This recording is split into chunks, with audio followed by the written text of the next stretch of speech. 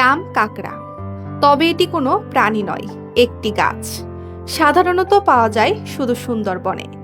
সেই কাকড়া গাছ সহ সুন্দরবনের আরো কয়েক প্রজাতির গাছ এখন শিকড় গেড়েছে রাজশাহীর পদ্মার চরে। আর এই অনন্য উদ্যোগের পেছনে রয়েছে এক নবদম্পতির বিয়ের উপহার। বিয়েতে অনেক ধরনের উপহার পেয়েছি, কিন্তু গাছ আসলে একটা অন্যরকম উপহার। তার উপর যদি এটা সুন্দরী কাকড়া বা এই ধরনের একটু অন্যরকম গাছ, যেগুলো এইদিকে হয় না সাধারণত, সেই গাছগুলো পেলাম এবং এগুলো এখন রোপণ করা হবে।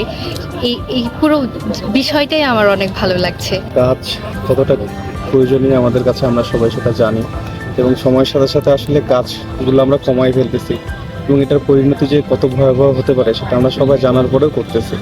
তো সেই জায়গা থেকে এরকম একটা আয়োজন নিঃসন্দেহে ভালো লাগার আর কি। রাজশাহীর মেয়ে তথাপি আজাদ ঢাকা বিশ্ববিদ্যালয়ের আন্তর্জাতিক সম্পর্ক বিভাগ থেকে স্নাতকোত্তর। গত ৩ অক্টোবর তার বিয়েতে উপহার হিসেবে পেয়েছেন সুন্দরবনের ১৫০০ গাছের চারা। এই চারাগুলোর মধ্যে রয়েছে ২০০টি সুন্দরী, ২০০টি কাকড়া, ১০০টি পশুর, ১০০০ খালিশা এবং ২০টি বাইন। উপহার দিয়েছেন রাজশাহীর মৌমাছি ও মধু পাঠশালার প্রতিষ্ঠাতা আকমাল মাহমুদ, চট্টগ্রামের মধু গবেষক সৈয়দ মইনুল আনোয়ার ও চাপাই আমবাগানের উদ্যোক্তা প্রকৌশলী সাহাবুদ্দিন। আমার একটি দাতব্য প্রতিষ্ঠান আছে, মৌমাছি ও মধু পাঠশালা। সেই পাঠশালার উদ্যোগে আমরা চারা তৈরি করেছি। সুন্দরবনের মধু নিয়ে যেহেতু কাজ করি, এই কারণে সুন্দরবনের মানুষের সাথে আমাদের কাজ করতে হয়। তারা বীজ সংগ্রহ করে, পানিতে ভেসে যাওয়া বীজ। এই বীজগুলো চারা গাছ বের হয়ে গেছে, এখন আমরা রোপণের জন্য তথাপির হাতে হস্তান্তর করেছি।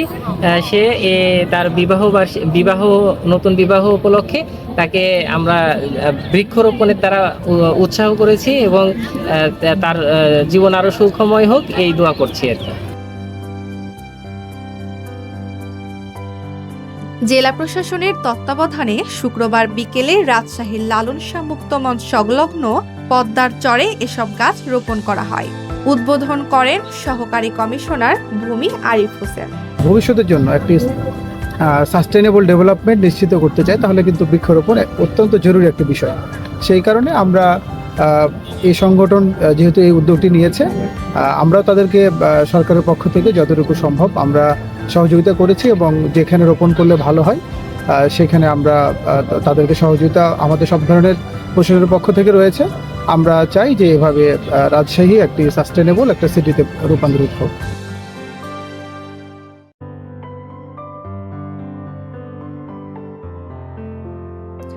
দেড় হাজার চারা গাছ এখন রাজশাহীর পদ্মার চরে বেড়ে উঠছে। নাম পেয়েছে এক টুকরো সুন্দরবন। প্রকৃতির একটা বড় উপাদান হচ্ছে গাছ। তো বিয়েতে কেউ গাছ উপহার দিতে পারে, এটাই আমার আউট অফ ইমাজিনেশন ছিল। তারপরেও আমরা সুন্দরবন অঞ্চলের মানুষ না, আমাদের দেওয়া হয়েছে সুন্দরবনের গাছ, সুন্দরী, বাইন, কাঁকড়া, খলিশা, এই সমস্ত গাছ দেখে আমি অভিভূত হয়েছি। এই গাছগুলো যদি রাজশাহীর প্রকৃতিতে বেঁচে থাকে বা বড় হয়, তাহলে রাজশাহীর জন্য যেমন এটা একটা গৌরবের বিষয়, একটা এক্সাম্পল হতে পারে, সেটা আমার মেয়ের জন্য একটা মনে রাখার মতো ঘটনা ঘটে।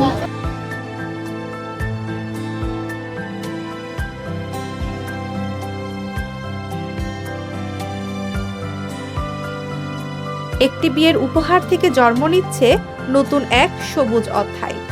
সবুজে ঘেরা এই অনন্য উদ্যোগ হয়তো হয়ে উঠবে ভবিষ্যতের দৃষ্টান্ত, যেখানে ভালোবাসার প্রকাশ মানে শুধু উপহার নয়, প্রকৃতির প্রতিও অঙ্গীকার।